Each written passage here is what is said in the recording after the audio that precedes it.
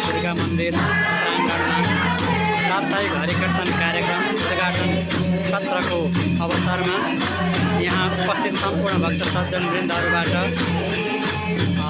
उद्घाटन समारोह समाप्तिपछि भजन कीर्तन को कार्यक्रम चलिरहेको छ। स्वीकार्नुहोस्, यहाँको दिन शुभ होस्, मङ्गल होस्, कल्याण होस्। यहाँ सबैलाई दुर्गा माताले सबैलाई कल्याण गरून्, सबैलाई सुख शान्ति समृद्धि ऐश्वर्य प्रदान गरून्।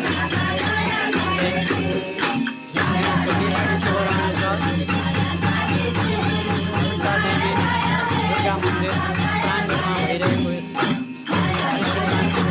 संकीर्तन उद्घाटन समारोह, जसमा उद्घाटन समारोह समापनपछि भइरहेको यस हरिकीर्तनका लागि यहाँ सम्पूर्ण सज्जनहरू लागि पर्नु भएको छ।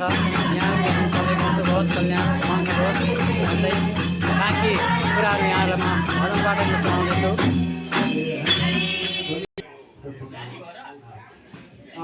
अब हामी हरे राम कीर्तनमा जान्छौँ है। हरे